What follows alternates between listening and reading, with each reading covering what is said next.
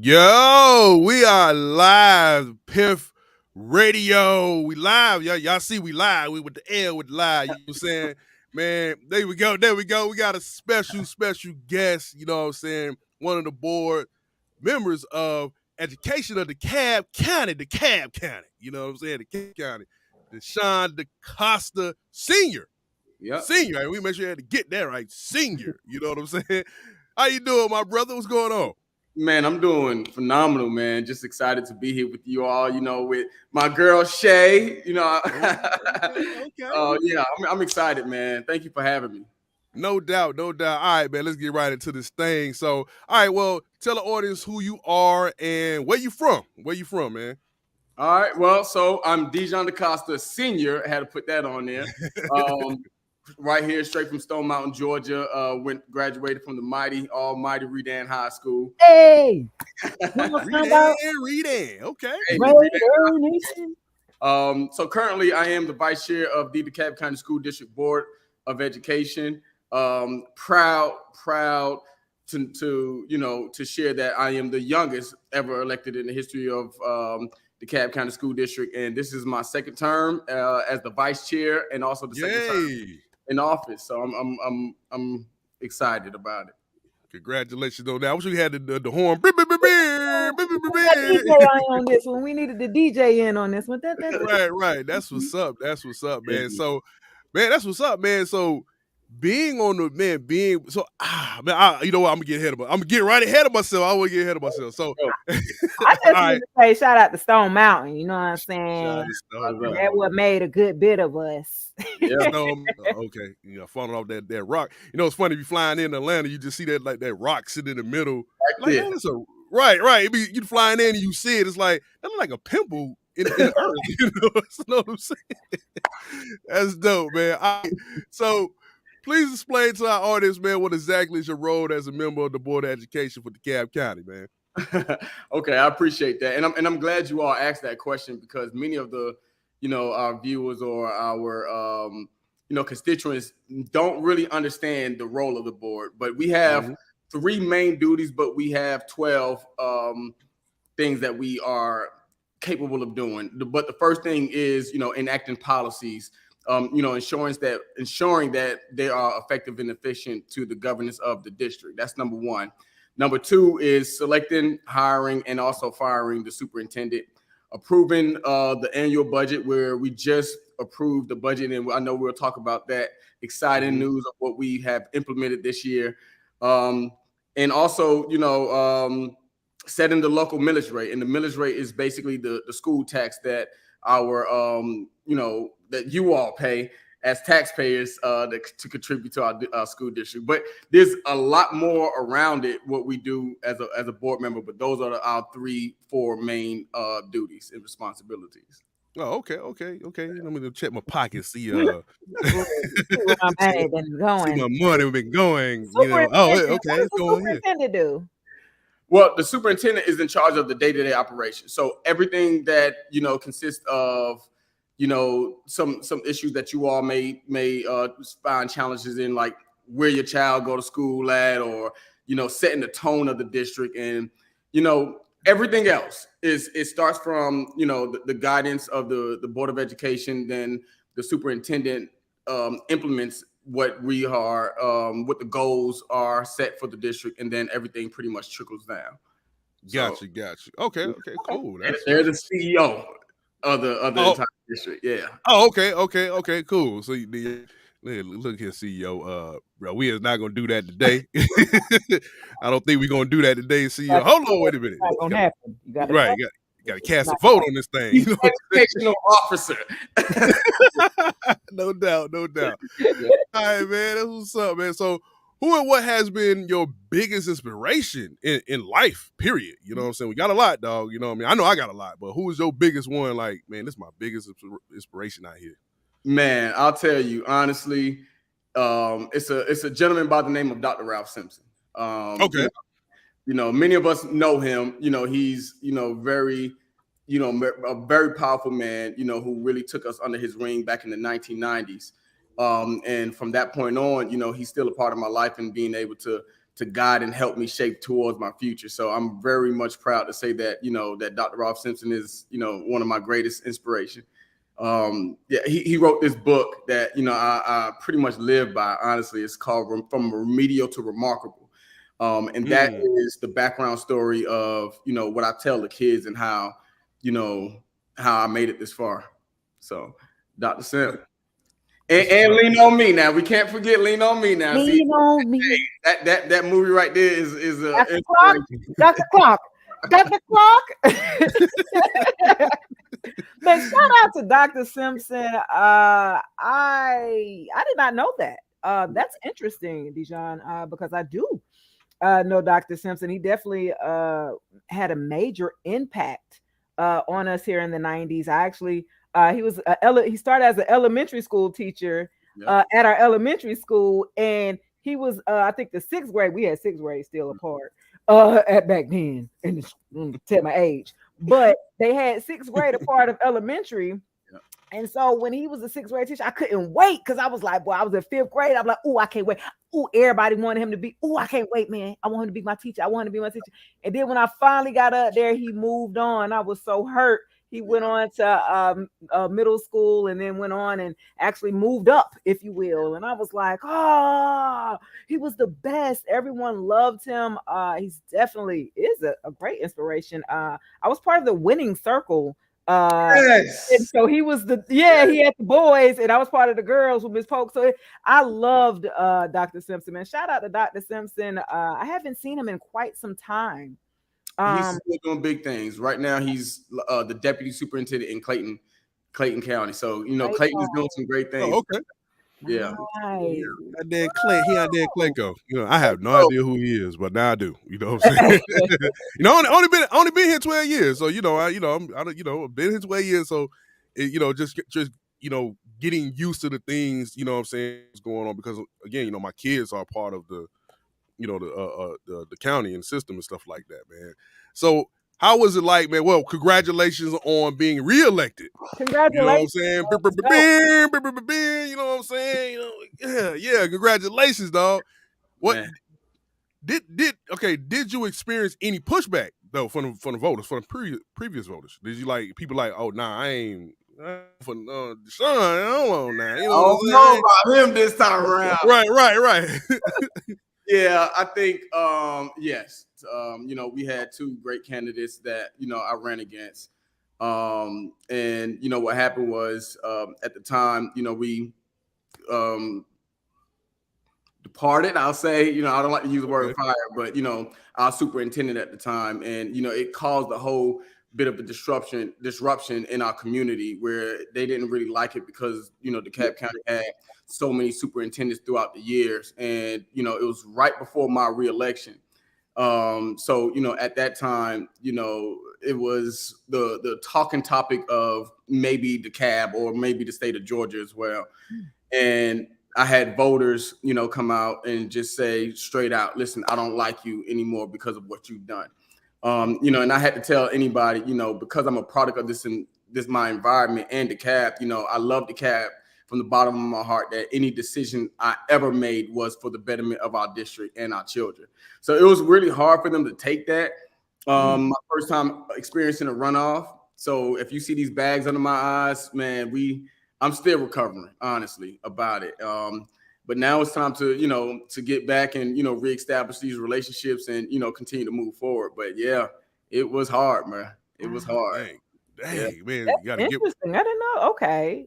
So okay, let me get it right. So the runoffs when I want to get this right. So the runoffs is when the vote when it's not enough votes, or it was a tie, or the votes is close or something like that. Then you had to have a runoff for the right.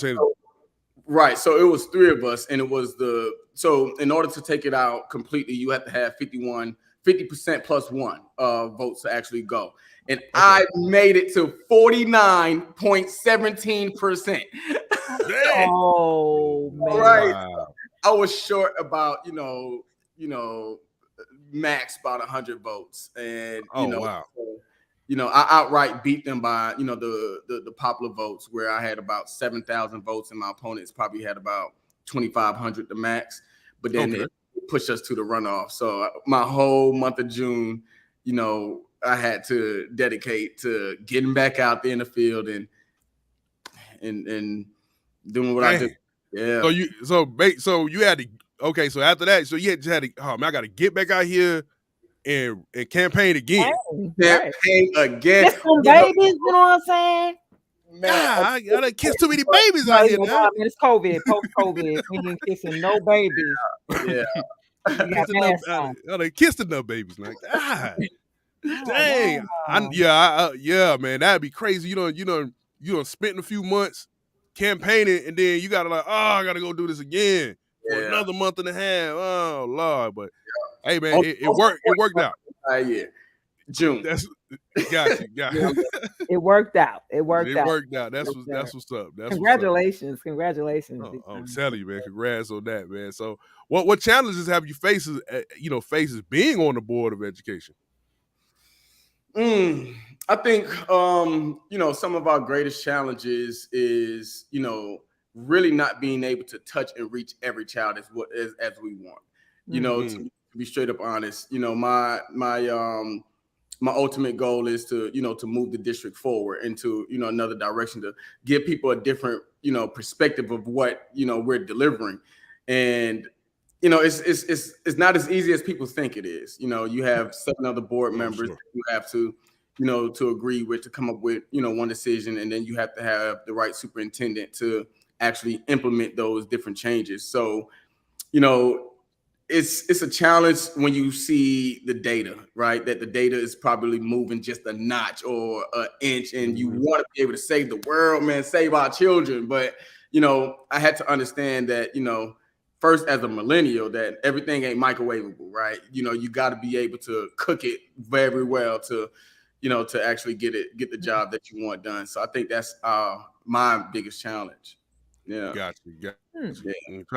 Trying to get all them people to convince, man. God dog it. We need one vote. Here we go. Lee. We need one vote to get this thing passed. One vote. We can't get one vote. Nah. The A plus B equals. That look like a P right there. That look like a P. No, we not voting on. No, that look like a P. That's a P. No, it's a P. No. I can imagine how hard it is. So, question: How many kids? You know how many kids are actually in DeKalb County? In the district? Like, in the district? Yeah. So in 2018, we started at about 103,000 students, but then COVID-19 pretty much pushed a few students out. So now we're right at like 94,000 students, the third largest school district in the state of Georgia. Well, in Metro Atlanta right now. Yeah. The third largest. The third largest. Yeah. Okay. That's a big drop off. Right. That's a big. Well, where did they go? Did you go homeschool or y'all know? Well, so when things became political about the whole mask mandates, right? And then we had different parents rebel on that, and then took their children out and sent them to the private sector. So we lost a good chunk of students. Yeah. Oh, that's a. Woo, that's a big. I'm thinking like, okay, maybe a 30,000. As far as like, man, that's a big drop off. Yeah, wow. That's huge. Okay, that's a huge drop off, man.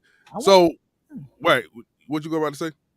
No, go ahead. Oh no, you said something. You know what I'm saying? I'm thinking out loud. My bad. So okay, I know this is another part question. So what is the strategies being done to trying to convince some of the parents to bring these kids back into the district? You know what I'm saying? Like, is there any kind of strategy that's coming up with or have that try to get the parents to come back in, get the kids to come back in the district? Well, I think, the overall message is, public education is as greater than, private education as well. I think just with private schools, they have the opportunity to, govern themselves. And most kids, most scholars, parents don't really want to be able to be under that umbrella because it's public education. But, we've been implementing, new strategy. Well, the superintendent and the staff been implementing, new strategies on, trying to gather them back. But it's not as easy, as we think, convincing those parents to bring them back. But come on back, y'all. We are as great as anyone else. DeKalb County, I think, not just because I'm a product of my environment. I really think and believe that, that it's a really, really great school district to raise our scholars in our future. That's what's up. That's what's up. Baby, come back. I was. Oh, we can't sing the whole song. We might get copyrighted friends. Oh, yeah. No, stop. They be tripping about that, boy. They like, oh, nope. You gonna mute that right there. Cut. Right. So what can we expect from the Board of Education this year? Like, and are there any changes that we should know about? Well, yeah. So recently, like I stated before, we just passed a really beautiful budget, and one of my biggest thing is to ensure that that our scholars are directly being impacted by these things, and we all know that the COVID-19 and other issues that we deal with on the South End, as far as the different neighborhood challenges, I'll say. Gotcha. Social emotional is something that our scholars need. So a few things that we've done was we allocated at least about $4 million towards psychologists, nurses, social workers, school counselors. We beefed up our campus security by $6 million. Family engagement, we beefed up, some more. And one of my prized possessions, and I know we're going to talk about it also, but is we're actually funding, more programs for early learning centers. Okay. Yeah. Okay, that's dope. That is really, really, really dear to my heart. Dope. That's what's up. I'm excited. That's the first time. This is my first time I'm excited about this. So it's a lot now. We're gonna be excited by the time we get off this. Okay. Gotcha. Now I want to now. Okay, so how can parents play a bigger role in bridging the gap? You know what I'm saying? I got kicked out of one PTA meeting once in my life. You did? When was that? Oh, before. Yeah, this way. Yeah, this. I don't know nothing about that. Yeah, that's why I was kind of reluctant to go to that. Yeah, when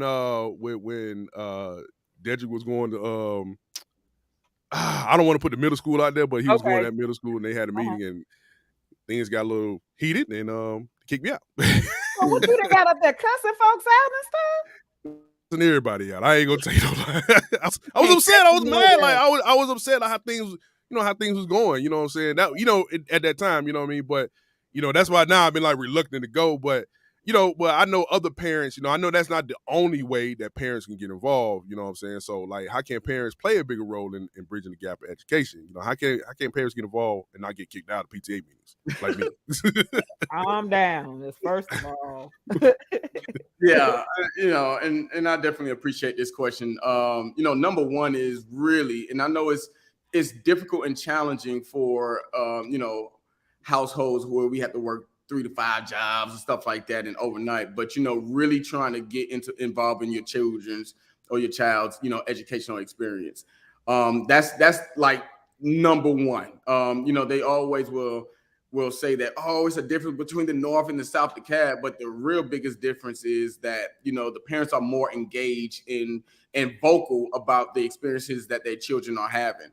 My very first year as a board member, the first 2 years I spent really pretty much educating our constituents on how to be the right voice, right? So for instance, you were frustrated, and you have all means to be frustrated, but what I had to educate our parents on that is a certain way on actually being vocal to get things done, right? Right. Because at the end of the day, our prized possessions are in those schools, right? So you don't want the teachers to be like, recognize your scholar by, man, your daddy just cussed me out or something.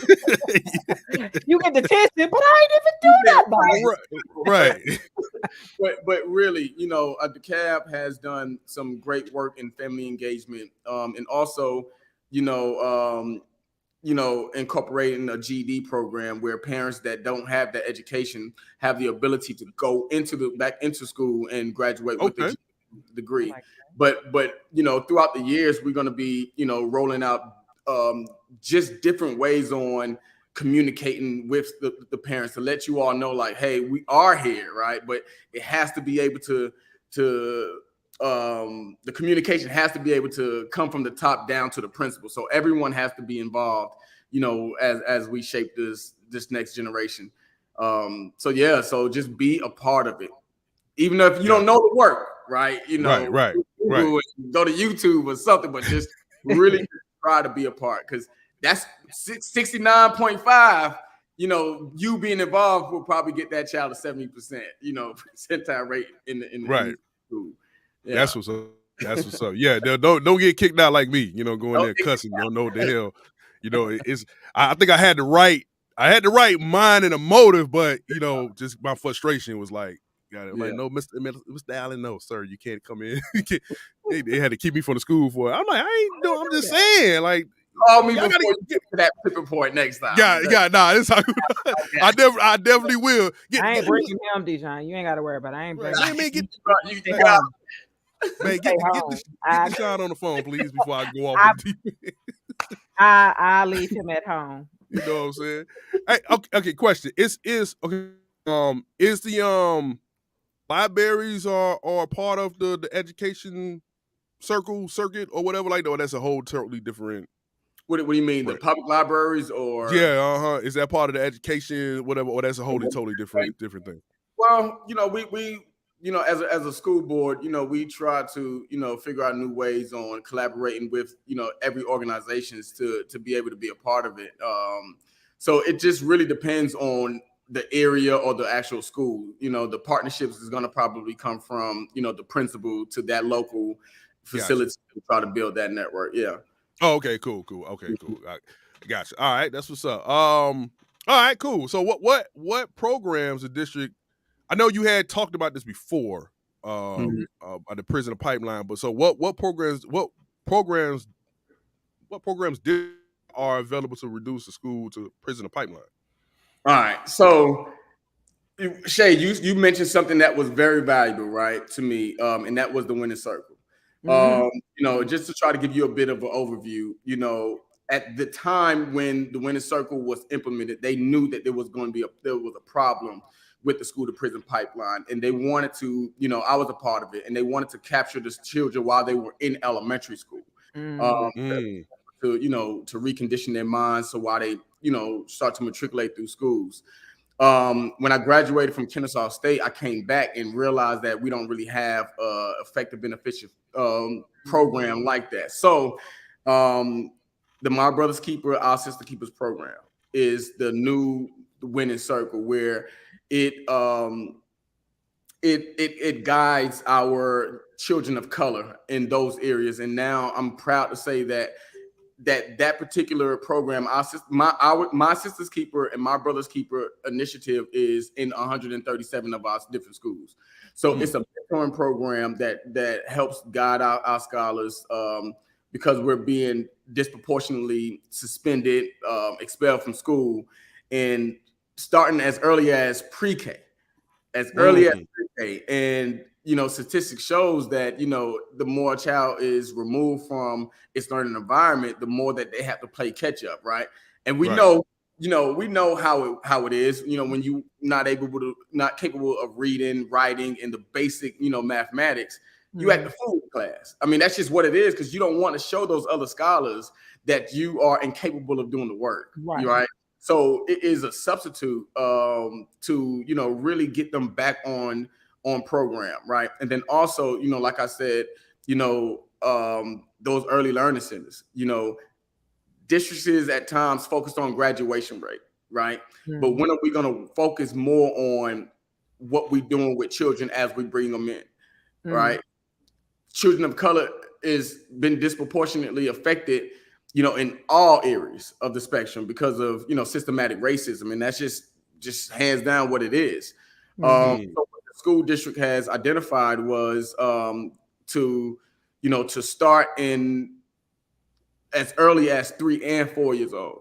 So now imagine, your child is starting, to learn these vocabulary words at the age of 3, 4, and then enter, kindergarten. Right. Now we're able to you know, we're about 15,000 words difference, maybe more than that, you know, from any other race, right? So imagine if we can articulate our words and, you know, read on grade level, and then read, you know, being able to do the basic necessities that we can do. By the time we get to high school, you know, we already know the basic math and arithmetic. I had the opportunity, Shay, to teach in a maximum security prison last year. And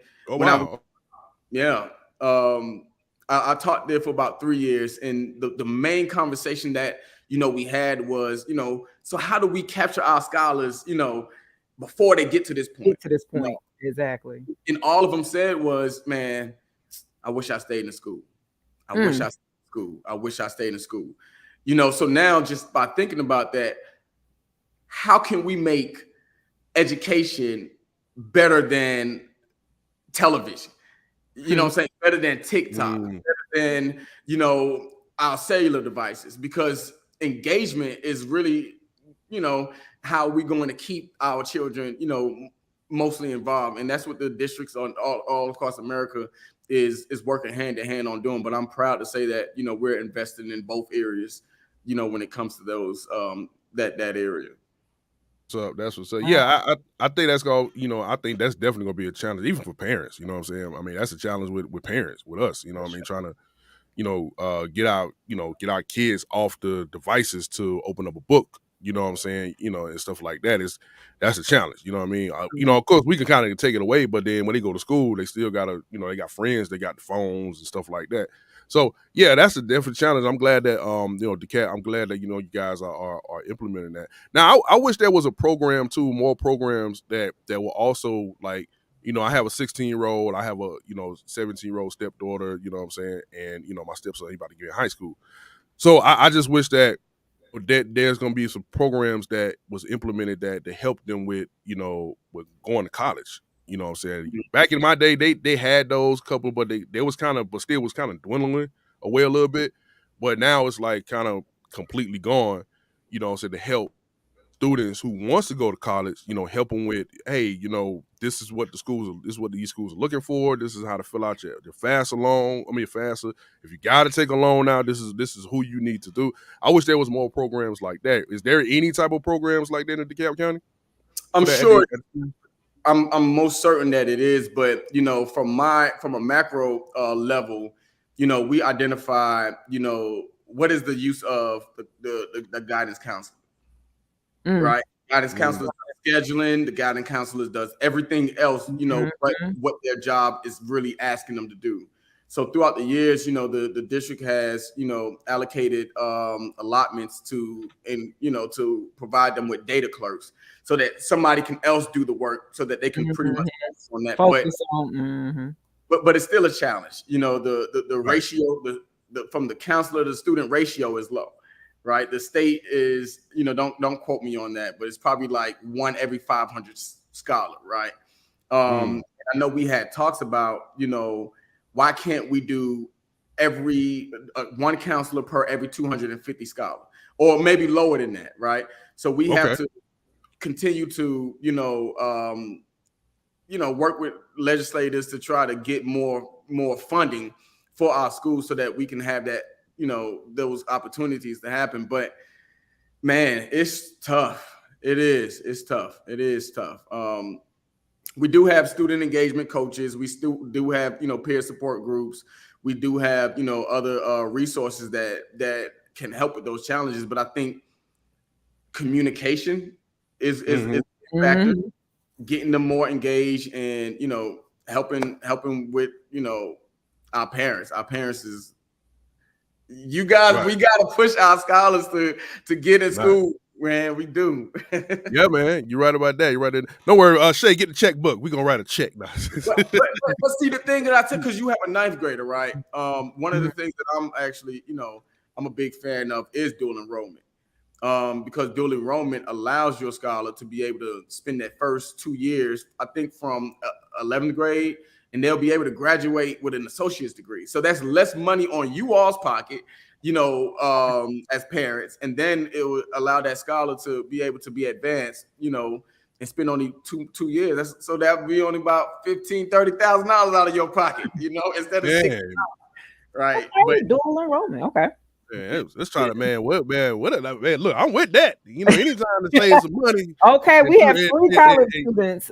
We have 3 between us. We have 3 college students. In the house. They're not in the house, but they're on campus. Right quick. Hold on, because my phone, I'm going dead in a minute. Okay, there we go. Okay. All right, yeah, but that's that whole piece about trying to really encourage our scholars about college, because they think it's just like ordinary school where you're under the rules of a teacher, but you really have a lot of freedom. So let's tell the truth about the parties and the things. Yeah. That's something. Whatever it takes to get them in school. Right. Yeah. I try not to focus too much. Like Shay said, we got 3.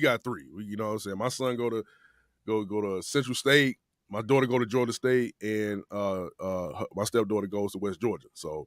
Nice. Trying to tell them about damn parties. Yeah, and I went to Savannah State. So it's I don't want to hear it. We had the biggest parties. Yeah. I mean, I know. I went to college. So grades better be looking good. Right. Yeah. So right. So let's talk about it. School safety and the teacher shortage. Now, I didn't know nothing about the teacher shortage. Yeah. And, so tell us, shortage going on in DeKalb County right now? Well, I'll say it's going across nationwide. Okay.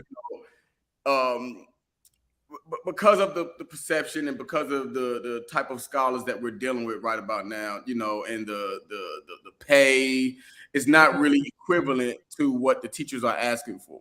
So some of the things that we've done as a school district, as a school board, was each year, since 2018, each year all staff will receive a 2% increase, no matter what, every single year, forever. As long as the budget is good, a 2% increase, and different stipends, and for to be able to retain our teachers, we gave out bonus almost $80 million worth of bonuses last year, just to try to capture and keep our teachers. But at the end of the day, it's not really what people want no more. The pandemic has really made people more aware that you can do less work virtually, than actually doing lesson plans, being in front of a classroom and being held accountable and things like that. So most teachers are actually leaving the profession. So I can only imagine what it's going to look like in the next 10 years if, the nation as a whole don't get it together. Wow. Right. Wow. No matter what we do, it's still going to be the same. We have laws that are put in place that you can't do this, you can't say this, you can't be this, you can't, and you have to teach some of the things that the kids don't want to learn. And some teachers just pretty much frustrated, when it comes to that. But we all got to work together because it's important. It's very much important. Wow. Gotcha. And then the school safety. Yeah, I know. I heard y'all spent, I hate to use the word spend, but y'all invested, into the school safety, So the budget, the budget and stuff like that. So what things y'all, implemented to keep the schools and kids safe, and teachers too, like everybody else, you know what I'm saying? Yeah, you're right. And I think, so the school district has been doing this, gradually every year, way before, the last school shooting that happened. It's always has been talk of, what can we do to keep, our environment safe, right? Mm-hmm. But invested into more, SROs, which is school resource officers. And our resource officers are not the typical resource officers that people are afraid of. They're more, as a mentor and as a guidance in our schools to help track down on different things. We invested more in canine dogs because, our kids somehow bring the community, the streets to the schools, and drugs and guns has been confiscated on a rapid basis. So investing in those things, and then also, in our elementary schools, just pretty much just allowing them to know that, hey, you can feel safe, in this environment. Our police department is the second largest in DeKalb, as a whole, after DeKalb County Police Department. So they're working on different initiatives, working with the King Center, working on different training, to be able to keep our schools safe. But it's going to really start in the home, and also it's going to start in the community. The homes, communities, and the schools have to collaborate with each other to be able to reduce this this violence, and social media. Right. Yeah. I really. Yeah, it does start. It does start with us, the parents. You know what I'm saying, and then that trickles down to the community coming in together, and then and then that and then you will see a difference. But I think it's definitely important for parents, us. We need to all get involved somehow, some way. Get involved on all aspects, levels, because we sending our kids to school and try to get to get an education, and they need to feel safe, and we need quality teachers. So. Y'all teachers don't go nowhere. Y'all stay. We need y'all. Baby, come back. Right. We need y'all. Oh. All right now. I stopped at that part. Gotcha. All right. Tell us about the projects you got coming up in the community outreach programs as well. Well, so throughout the summer, we had what we call the mosaic summer learning. I don't know if you all received that information, but it gave scholars the opportunity to be a part of robotics, culinary, just different things that they are interested in. That's been going throughout the whole summer. We had the free summer meals that started June the 15th, and it ends next week, July the 20th. Coming up, we have our big extravaganza, back to school jam. That's going to be July the 23rd. So you all come from 9 a.m. to 1 p.m. and that is at the Hartford Stadium off of Memorial Drive. That was last year, right? That was the same place, right? Same place last year, but I think last year was a drive-in because of the COVID, and I think I hope this year. I went last year. Look, let me tell. Go ahead. Yeah. Last year was so hot out there. It was. It was hot. Crazy. But come and get these book bags, pencils, pens, and other utensils to make a year great. Yeah, that's what's up. That's what's up, man. That what's up, man. Hey, woo, boy. I'm telling you, boy. The DeKalb, man. Me and DeKalb County, boy. We like that, dog. Hey, don't you think we're out of no more meetings now? I'm not. I did his interview with Deshaun. I can't do that. And you did the interview with Deshaun? Yeah, I did. Yeah, get back in this car, sir. That's what you do. So, of course, this is my famous question here on Piff Radio. We always love to ask our guests, what is your zodiac sign? The best of them all, right? The best of them all. I mentioned that June is like the best month of the year, but June 22nd, I start off with the Cancers, man. Cancer. Yeah. The best all around. Goddamn Cancers. Be emotional for no reason. Be just emotional. We working on it, right? We working on it. They don't even know. Crabby too. They be a little crabby. Right. They don't even know why they be going off. You know what I'm saying? Man, goddamn it, sit down somewhere. Well, we all sitting down though. I'm just saying. Geminis. I mean, have all the Geminis coming your inbox. All right, now don't have no Geminis coming after you now. No, right. My wife is a Gemini. My mom as well. And my son. Oh man. Yeah. Yes, you got two women in the house. That's what happened. You got two women in the house. Y'all all be all over the place. Right. She in the kitchen and one is the bathroom. Like, wait a minute. What's going on here? The hot and cold effect. Shout out to the Cancer gang. And then, of course, we do have our famous question. This question here in particular, I know it's really weird. When we hit guests with that, they be like, where does that come from? What's random, right? This is Javi Ware, the pilot, one of our co-hosts, and he actually is watching on Facebook. He is in the comments.